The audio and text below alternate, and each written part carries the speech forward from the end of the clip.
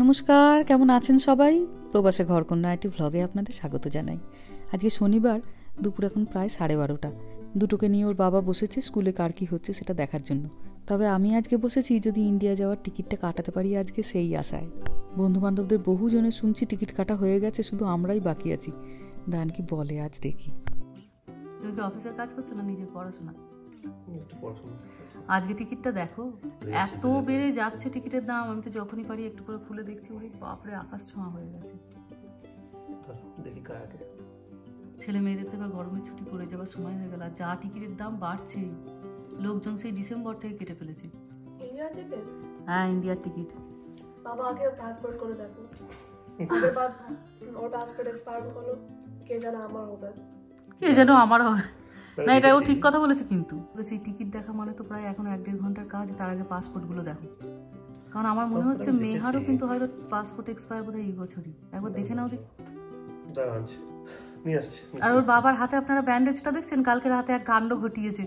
কালকে রাতে বেগুনি করতে গিয়ে গরম তেল পড়ে গেছে হাতে, দিয়ে কালকে রাতে এমার্জেন্সিতে গিয়ে প্রায় ওখানে 3 ঘন্টা কেটেছে, দিয়ে ব্যান্ডেজ করিয়ে দিয়ে এসেছে। ঠিক আছে, আমি পাসপোর্টগুলো নিয়ে আসছি। ওর বাবাকে এবার এই গরমের ছুটিতে একটু একটু রান্না শেখাতে হবে। রান্নাঘরে গেলেই ওর বাবা একটা করে বিপদ ঘটায়। ঠিক, সব কাজ কি সবার দ্বারা হয়? দাও নিয়ে আসি পাসপোর্টগুলো নিয়ে আসি। শেখা দরকার। হ্যাঁ, পাসপোর্টগুলো আগে নিয়ে এসো। এই, তোর ক্রমবুকটা দিদির কোলে দিয়ে দিয়েছিস কেন? I need help. খালি একটাই কথা, মেহা একটু দেখে দে ভাইয়ের কি লাগবে।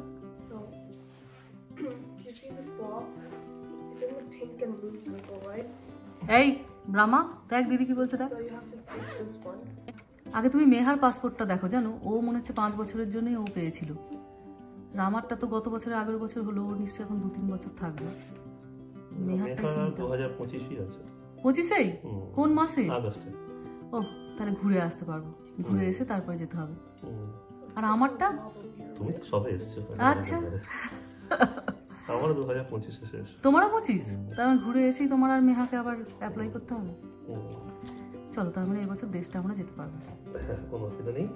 এবার নাও বাপু, টিকিটগুলো দেখো, যা দাম উঠেছে। লোকজন সেই ডিসেম্বর থেকে টিকিট কেটে ফেলেছে, আজকে কাটতেই হবে। এয়ার ইন্ডিয়া কত বলছে? এয়ার ইন্ডিয়া তোমার 2372। ওকে, 2372? 2372 আসা যাওয়া? আসা যাওয়া, হ্যাঁ। 2 লাখ টাকা আসা যাওয়া। অনেক বেড়ে গেছে, প্রচুর বেড়ে গেছে টিকিটের দাম। আমরা 2018-19 পরপর যেতাম, তাই তখন বছরে যেতাম একবার করে। আমার মনে হচ্ছে আমাদের 4 জন 2018-এর আমার হয়েছে। 18 তার আগেও যখন গেছি আমাদের 4 জনের রাফলি যেত 4,200 টাকা মতো। মামনি আর বাবাই যখন এলো, দুজনের আমার 1100 কি 1200 টাকা করে পড়েছিল এয়ার ইন্ডিয়া একজনের। এখন সেটা ডবলেরও বেশি চলে যাচ্ছে। এক্স্যাক্ট আমার মনে নেই, 84,000 বা 85,000 টাকা করে একজনের টিকিট ছিল আসা যাওয়া মিলিয়ে। আর এখন সেটা দাঁড়াচ্ছে 2 লাখ টাকা। এটা পিক আওয়ার্স, তো যেটা প্রবলেম হয় তোমার গরমকালটাতেই। অন্য সময় গরমকালটাতেই প্রচন্ড দাম হয়ে যায় টিকিটের। সবাই এই সময় দেশে যেতে চায়। কেটে রাখা ছিল, বাট এমনি আগে কাটলো যারা কেটে তাদের 1700, 1800, 1900 এর মধ্যেই আছে। দাদা দেখছি আমি ইন্ডিয়ান এয়ারলাইন্স ছাড়া। ইন্ডিয়ান এয়ারলাইন্স এটা একটাই সুবিধা, 20 ঘন্টায় পৌঁছে দেবে। সব থেকে ফাস্ট যায় ইন্ডিয়ান এয়ারলাইন্স, 20 ঘন্টায় একদম ঠিক কথা। সিঙ্গাপুর কত বলছে? সিঙ্গাপুরে 100 টাকা করে কম পড়ছে অ্যাকচুয়ালি মাথা পিছু। মানে 4 জনের $600 কম পড়বে। $600 কম পড়বে। $600 মানে কত? 50,000 টাকা। 1 ঘন্টা এক্সট্রা নেবে, 22 ঘন্টা যাচ্ছে। আচ্ছা, লুফথানসা 1500 টাকা, সে তোমার পৌঁছাবে 30 ঘন্টায়। না, বাচ্চা কাচ্চা নিয়ে 30 ঘন্টা ধরে 29 ঘন্টা। না, সিঙ্গাপুর কত ঘন্টা বলছে? 22 ঘন্টা। আর ওটা 30 ঘন্টা। আর এয়ার ইন্ডিয়া কত বলছে? এয়ার ইন্ডিয়া তোমার বেশি, এয়ার ইন্ডিয়া লাগবে হচ্ছে তোমার 21 ঘন্টা মতো, 20 ঘন্টা 55 মিনিট। 30 ঘন্টাটা প্রচন্ড বেশি। তোমার একবার মনে আছে, একবার আমরা গেছিলাম ক্যাথে প্যাসিফিকে, আর সেই আমাদের হংকংয়ে 11 ঘন্টা লে ওভার ছিল, সেটা বেড়ে 14 ঘন্টা হয়েছে। খুব বড়। যখন একা হয়ে যা করতাম তখন সিঙ্গাপুরেই মোস্ট অফ দ্য টাইম হয়ে পড়েছি। কেমন ভেতরটা? ভালো? সিঙ্গাপুর সার্ভিস খুব ভালো। আমাদের এয়ার ইন্ডিয়ার মতো? তুলনা করা উচিত না, সবকিছুই ভালো মন্দ আছে, বাট সিঙ্গাপুর অনেক বেশি আমার কাছে নিট অ্যান্ড ক্লিন মনে হচ্ছে। আর প্লাস সিস্টেমগুলো সব কটা কাজ করে। এয়ার ইন্ডিয়া যেমন তোমার একটা খুব নিজস্ব মনে হবে, রাইট? নিজস্ব, রিল্যাক্স ভেতরটাতে ঢুকলেই সবাই হিন্দিতে কথা বলছে, খাবার দাবার সব দেশি খাবার দাবার পাচ্ছি। সেটা হয়তো হবে না ওখানে, কিন্তু সিঙ্গাপুর বেশ পরিষ্কার পরিচ্ছন্ন। কিন্তু এয়ার ইন্ডিয়া গত বছর যেটা একটু অসুবিধা হয়েছিল, একটা টিভিও কাজ করছিল না।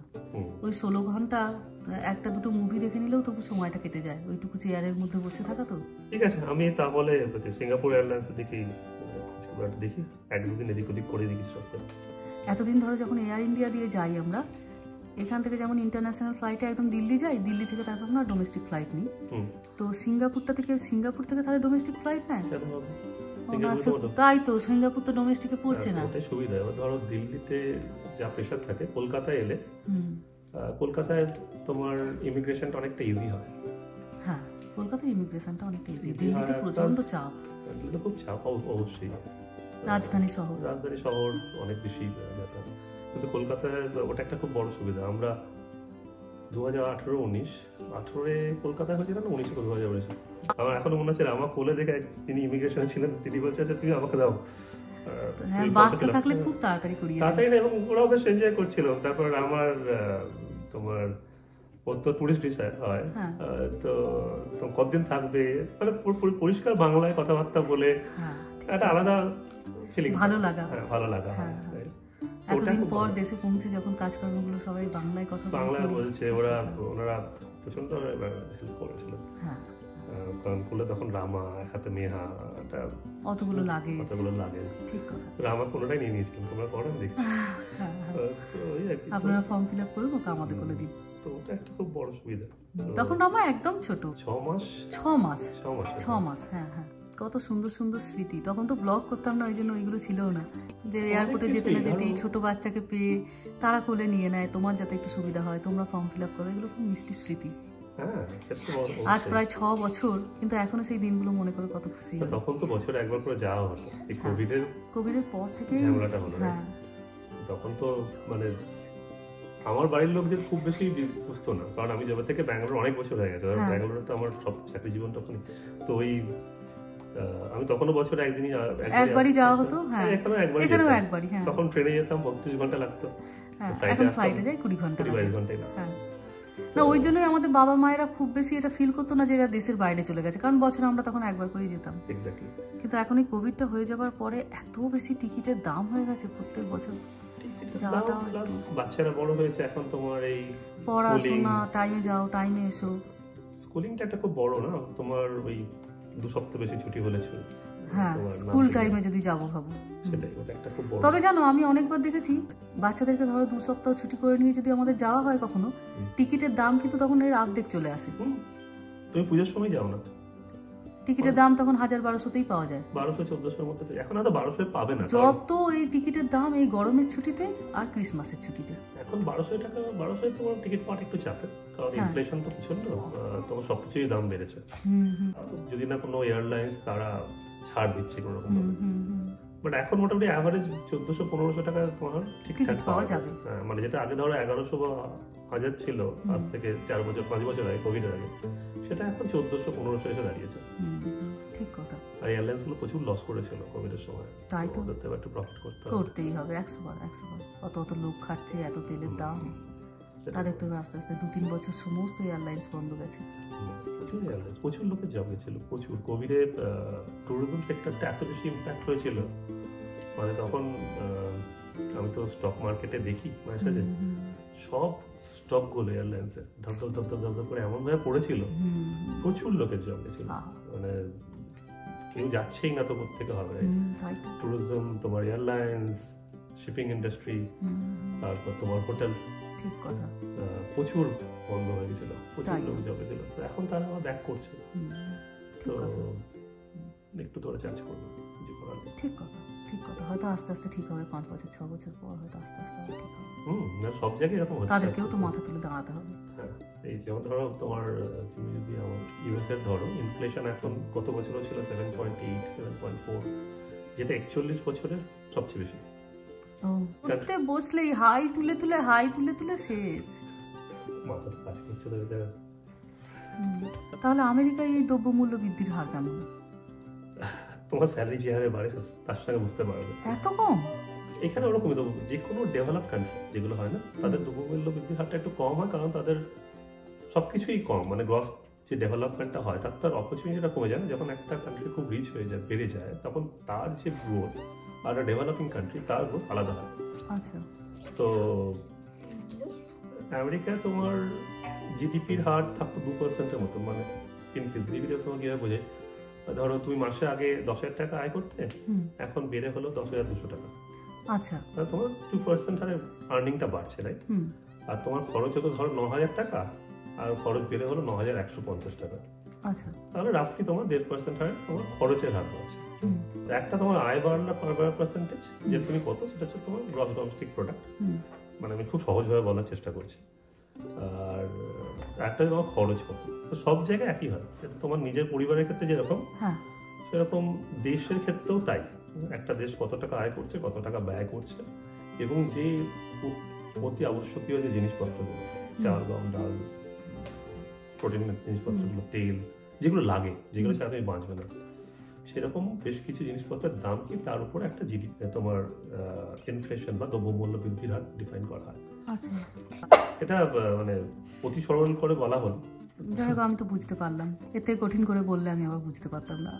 সেরকম ব্যাপার না, বাট দিনের শেষে দেখো সবকিছুই না মানে খুব তোমাকে লজিক্যালি ভাবতে হবে। ঠিক কথা। যে কোনো জিনিসই তো কোনো কিছু এমনি এমনি হয়ে যায় না, সবকিছু রিলেশন আছে, ওই রিলেশনগুলো বুঝতে হবে। তোমার পরিবার যেমন অনেকগুলো পরিবার মিলে একটা পাড়া বা সোসাইটি, তার চেয়ে বড় হয়ে গেল একটা দেশ, তো প্রত্যেকেরই কিছু আয় ব্যয়ের হিসাব থাকতে হবে। ঠিক কথা। জিনিসপত্রের দামের হিসাব থাকতে হবে, প্রোডাকশন কিরকম হচ্ছে, তার ডিমান্ড কিরকম, অনেক কিছু থাকে।